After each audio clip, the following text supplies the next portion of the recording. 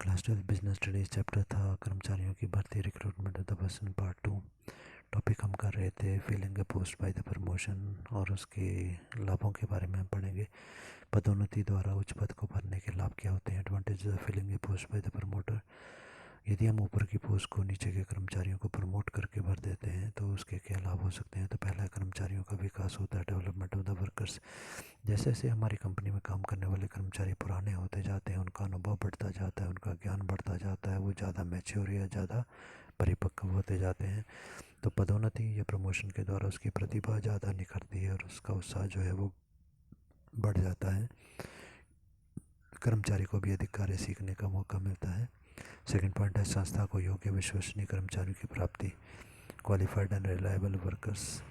हमारे को योग्य, अनुभवी और विश्वसनीय कर्मचारी यहाँ पर प्राप्त होते हैं, क्योंकि ऐसे जो कर्मचारी हैं उनकी श्रेष्ठता, उनकी विश्वसनीयता का प्रमाण या रिकॉर्ड हमारे पास पहले से उपलब्ध होता है। यदि हम बाहर से किसी कर्मचारी को रखते हैं तो उसके बारे में हम नहीं जानते, पर जब हम प्रमोशन करेंगे तो इस वर्कर को हम पहले से बहुत भली भांति जानते थे, इसलिए उसके व्यवहार के बारे में हम परिचित होते हैं, कितना विश्वसनीय है हम जानते हैं। थर्ड पॉइंट है पदोन्नत कर्मचारी के प्रशिक्षण पर कम व्यय आता है। Less expenditure on training. केवल काम पर थोड़ा सा ट्रेनिंग उसको देनी होती है, नए काम के बारे में थोड़ा सा कार्य उसे सिखाना होता है। बाकी कंपनी के जो वातावरण है, कंपनी के नियम, कंपनी की कार्यविधियों के बारे में तो ये पहले से परिचित होते हैं, क्योंकि काफ़ी वर्षों से हमारी कंपनी में कार्य कर रहे होते हैं। नए काम के दायित्वों को भी इनको सामान्य ज्ञान जो है वो अच्छा होता है, क्योंकि इन्होंने अपने अधिकारी को कार्य करते हुए देखा था कि अधिकारी आता है तो किस प्रकार से वो सुपरविज़न करता है, कौन कौन से रिकॉर्ड मांगता है, क्या वो नोट करता है। तो उन्होंने काफ़ी समय से देखा था, इसलिए उन्हें जानकारी होती है इसके बारे में। चौथा पॉइंट है, नए कर्मचारियों में अधिक उत्साह यहाँ पर होता है। More incentive to the other employees. उत्साह उनमें होता है कि आज इनको प्रमोशन मिली है तो फिर कल हमारे को भी हो सकती है, इसलिए वो भी अच्छा कार्य करते हैं। अगला पॉइंट है अच्छे कर्मचारियों का संस्था में बने रहना। Good employees doesn't leave the firm. इसका मतलब अच्छे कर्मचारी जो होते हैं वो सामान्यतः ऐसी फर्म में जाना चाहते हैं जहाँ पर कि उनको प्रमोशन का मौका मिलता है। तो अच्छे कर्मचारी हमारी संस्था को छोड़ के नहीं जाते, क्योंकि उनको मालूम है कुछ समय के बाद उनको भी प्रमोशन का मौका मिल जाएगा। सिक्स पॉइंट है अच्छे कर्मचारियों की प्राप्ति, attraction of the best employees. इसका मतलब ये हुआ कि अच्छे कर्मचारी जो होते हैं वो हमको प्राप्त होते हैं बाकी कंपनियों से। जो अच्छे कर्मचारी हैं उनको छोड़ के हमारी कंपनी में आते हैं कि यहाँ पर उनको मौका मिल सकता है प्रमोशन का। सेवन पॉइंट है संस्था के खर्चों में कमी आती है, reduction of the expenditures, because क्योंकि कर्मचारी हमारे जो हैं वो बार बार संस्था को छोड़ के नहीं जाते, तो हमारे को भी वर्कर्स को ट्रेनिंग देने का खर्चा बार बार नहीं करना पड़ता। तो नेक्स्ट टॉपिक हमारा है डिसएडवांटेजेस और the limitations of filling a post by the promotion. पदोन्नति द्वारा उच्च पदों को भरने की सीमाएं क्या हो सकती हैं, दोष क्या हो सकते हैं, कमियां क्या हो सकती हैं। तो पहला पॉइंट यहाँ पर दिया गया, चुनाव में पक्षपात का आरोप, पार्शियलिटी इन द सिलेक्शन। एक वर्ष के बाद में हम ये देखते हैं कि बहुत से कर्मचारी हो सकते हैं जिनकी की प्रमोशन के चांसेस ड्यू होते हैं, परंतु प्रमोशन तो किसी एक वर्कर की होती है, जबकि आशा बहुत सारे वर्कर्स रखते हैं। जब एक वर्कर को प्रमोट किया जाता है तो बाकी सभी वर्कर निराश हो जाते हैं और फिर वो आरोप लगाते हैं पक्षपात का कि जान पहचान थी इसलिए इसको प्रमोट कर दिया गया। सेकंड है अपर्याप्त व अनपेक्षित, इनसफिशेंट एंड अनसेटेबल। इसका मतलब होता है कि जब हमारे को कोई ऊपर की पोस्ट भरनी है तो ऐसा आवश्यक नहीं होता कि हमें अवश्य ही नीचे की पोस्ट से कर्मचारी जो है वो प्राप्त हो जाएंगे, कोई उपयुक्त कर्मचारी प्राप्त हो जाए। कई बार ऐसा होता है पोस्ट को भरना है परंतु हमारे पास कोई भी अच्छा कर्मचारी उपलब्ध नहीं होता। ऐसे में मजबूरी में हमारे को यदि यही विधि अपनानी है तो फिर किसी न किसी कर्मचारी को प्रमोट करना होगा, और यदि वो पूर्ण रूप से योग्य नहीं है तो संस्था के लिए ज़्यादा लाभदायक ये नहीं होता है। थर्ड पॉइंट है नए ज्ञान के प्रवेश पर रोक, ban on the new technique. सामान्यतः ये होता है कि जब बाहर से किसी और कंपनी का कोई कर्मचारी हमारे पास आता है तो फिर वो उस कंपनी में प्रयोग की जाने वाले नए ज्ञान, नई तकनीक जो है उसको साथ में लाता है। और यदि हम अपनी कंपनी के किसी कर्मचारी को प्रमोट कर देते हैं उच्च पद को भरने के लिए तो हमारे पास नया ज्ञान जो है वो नहीं आ पाता। नए शोध जो बाकी कंपनियों ने किए थे, हमारी प्रतियोगी कंपनियों द्वारा जो तकनीकें अपनाई जा रही थी वो हमारी कंपनी में नहीं आ पाती। अगला टॉपिक हमारा है कुसमायोजित कर्मचारियों का स्थानांतरण और transfer of the maladjusted employees. कुसमायोजित कर्मचारियों के बारे में हम पढ़ें तो ये वो व्यक्ति होते हैं जो किसी एक डिपार्टमेंट में अपनी जगह पर जहाँ वो काम कर रहे हैं वहाँ सही प्रकार से एडजस्ट नहीं हो पा रहे हैं। इसके बहुत सारे कारण हो सकते हैं। उनका अपने साथियों के साथ लड़ाई झगड़ा हो जाना, विचार नहीं मिल पाना, उच्च अधिकारी के साथ विचार नहीं मिल पाना, नीचे से काम करने वाले कर्मचारियों के साथ विचार नहीं मिल पाना, अपने कार्य भली भांति नहीं कर पाना। तो ऐसे कर्मचारी को हम कुसमायोजित कर्मचारी या माल एडजस्टेड एम्प्लॉयज़ बोलते हैं। ये व्यक्ति योग्य होते हुए भी अपने वर्तमान पद पर अपने अधीनस्थों के साथ अच्छे व्यवहार, अधीनस्थ मतलब नीचे काम करने वाले कर्मचारी, या अध्यक्ष मतलब ऊपर वाले अधिकारी, या सहयोगी अपने साथी जो उनके साथ सहयोगपूर्ण वातावरण नहीं बना पाते, तब इनको किसी दूसरे डिपार्टमेंट में ट्रांसफ़र कर दिया जाता है और उनकी योग्यता का लाभ उठाया जाता है। और कारण इसका ये भी हो सकता है कि जब जिस टाइम पर इसको अपॉइंट किया गया था, नियुक्त किया गया था, तो जो चुनाव करता अधिकारी था जिसने इसको सेलेक्ट किया था वो उसकी योग्यता का सही प्रकार से परीक्षण या चेक नहीं कर पाया था, जिसके कारण वो आज अपने कार्य में सफल नहीं हो पाता है। या हम कहें कि सही योग्यता आकलन हम नहीं कर पाए थे, तो या फिर किसी अधिकारी की जान पहचान के कारण उसको काम पर रख लिया गया था परंतु अब उसको काम करना नहीं आ रहा। तो हम लोग क्या करते हैं, कर्मचारी प्रबंधक उसकी सही योग्यता का आकलन करते हैं कि वास्तव में किस कार्य के योग्य है, उसकी योग्यता का सही उपयोग कहाँ पर हो सकता है, फिर उसको उस डिपार्टमेंट में ट्रांसफ़र कर दिया जाता है।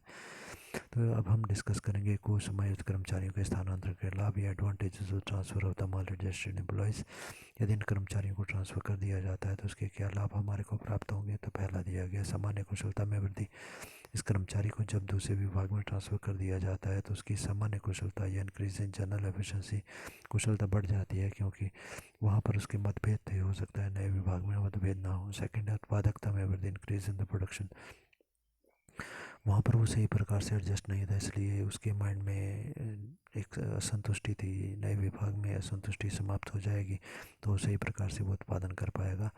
थर्ड पॉइंट है रिक्त स्थान की शीघ्रता आसानी से पूर्ति, filling up the post quickly and easily. यहाँ पर जो आसानी से जो पूर्ति हो जाने का मतलब यहाँ पर ये हुआ कि जो पोस्ट कोई खाली थी किसी और डिपार्टमेंट में, उस पोस्ट को हम ऐसे माल एडजस्टेड एम्प्लॉयज़ के द्वारा भर लिया।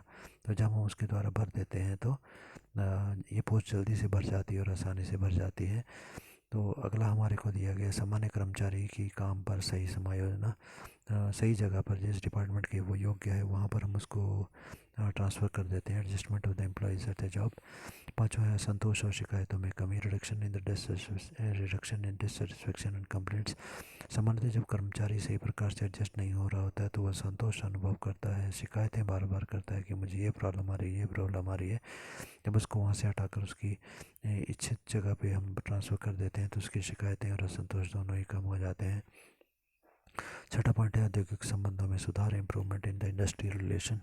औद्योगिक संबंध जो है वो हमारे सुधर जाते हैं, मतलब कर्मचारियों के बीच में जो मतभेद लड़ाई झगड़े हो रहे थे वो दूर हो जाते हैं।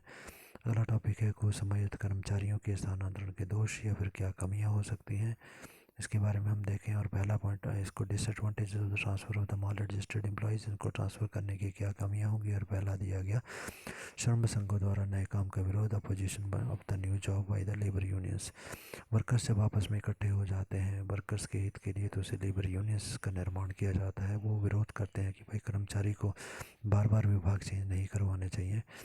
और दूसरा है कुछ समय इस कर्मचारी भी कई बार नए काम का विरोध करता है जब उसको लगता है कि ये काम है जो मुझे बिल्कुल भी नहीं आता, या फिर मैं इस काम को नहीं कर पाऊँगा, यहाँ पर ज़्यादा स्ट्रिक्टनेस है, तो वो भी विरोध करता है इसका। थर्ड पॉइंट है प्रबंधकों पर मनमानी करने का आरोप, blame on the managers that they show their undue supremacy. यह आरोप लगाया जाता है कि मैनेजर अपनी मनमानी करते हैं, जहाँ मर्जी चाहे जब मर्जी चाहे कर्मचारी को ट्रांसफ़र कर देते हैं। फोर्थ पॉइंट है आवश्यक नहीं हो जाता कि कुछ समय इस कर्मचारी नए कार्य के लिए भी पूरी तरीके से योग्य हो। It's not always possible that at new place they will be suitable. हमने इसको ट्रांसफ़र किया है कि शायद वहाँ पर वो अच्छे तरीके से कार्य कर ले, परंतु यदि व्यवहार उसका अच्छा नहीं है, यदि अच्छे प्रकार से उसका नेचर अच्छा नहीं है, वो कार्य नहीं करना चाहता, तो दूसरी जगह भी वही सेम प्रॉब्लम उसकी रहेगी। अगला है अतिरिक्त घोषित कर्मचारियों का स्थानांतरण, transfer of the surplus employees. अतिरिक्त घोषित मतलब है किसी कर्मचारी को फालतू घोषित कर दिया गया, जैसे हमारे एक डिपार्टमेंट में काम कम हो गया है तो वहाँ पर कुछ कर्मचारी फालतू हो जाएंगे, इनको अतिरिक्त घोषित कर्मचारी कहा जाता है। तो यदि हमारे कार्य में बोला गया विशिष्ट काम में कमी हो जाने, विशेष प्रकार के काम में कमी हो जाने या कार्य करने की प्रणाली में तरीके में कोई परिवर्तन हो जाता है, उसके कारण हमारे को कम कर्मचारियों की आवश्यकता रहती है, तो ऐसे कर्मचारियों को दूसरे विभाग में ट्रांसफ़र किया जा सकता है जहाँ पर कर्मचारी कम है। परंतु ऐसा करते समय हमारे को ये ध्यान रखना होगा कि दोनों ही पोस्ट पर कर्मचारी की योग्यता मेल खा जाए। जिस पोस्ट पर हम उसको ट्रांसफ़र करने जा रहे हैं उस पोस्ट पे काम करने का उसे अनुभव होना चाहिए या एक्सपीरियंस होना चाहिए या ज्ञान होना चाहिए, तभी वहाँ पर भेज के लाभ है। अन्यथा वो वहाँ पर अनजान कार्य को वो सही प्रकार से नहीं कर पाएगा और वहाँ पर भी यही समस्या बनी रहेगी। तो अब हम डिस्कस करने जा रहे हैं अतिरिक्त घोषित कर्मचारी के स्थानांतरण के लाभ के, उसके ट्रांसफ़र के क्या लाभ हो सकते हैं। तो पहला है advantages of the transfer of the surplus employees का पॉइंट, अतिशीघ्र चुनाव। हमने जब किसी दूसरे डिपार्टमेंट में भेजना है कर्मचारी को तो हमारे को कर्मचारी तुरंत मिल जाता है, उसके ट्रांसफ़र करने में ज़्यादा कठिनाई नहीं आती। क्विक सिलेक्शन यहाँ पर होती है। बाहर से कर्मचारी को चुनाव करना हो तो बहुत समय लग जाता है। सेकंड पॉइंट है सुविधा से चुनाव, इजी सिलेक्शन। बाहर से कर्मचारी को चुनना है तो हम रिटर्न टेस्ट लेंगे, इंटरव्यू लेंगे, प्रैक्टिकल टेस्ट लेंगे वगैरह। यहाँ पर तुरंत ही हम वर्कर का चुनाव कर लेते हैं। थर्ड पॉइंट है कर्मचारी में भी अधिक उत्साह होता है, इनकरेजमेंट टू द एम्प्लॉयज़। हो सकता है कि जहाँ पर हम भेजने जा रहे हैं कर्मचारी को उस विभाग में उसके कुछ परिचित व्यक्ति हों या उस कार्य के बारे में उसको कुछ अनुभव हो तो वो खुद उत्साहित अनुभव करेगा। चौथा पॉइंट है कर्मचारी को निकालने के दुखद निर्णय से बचाव।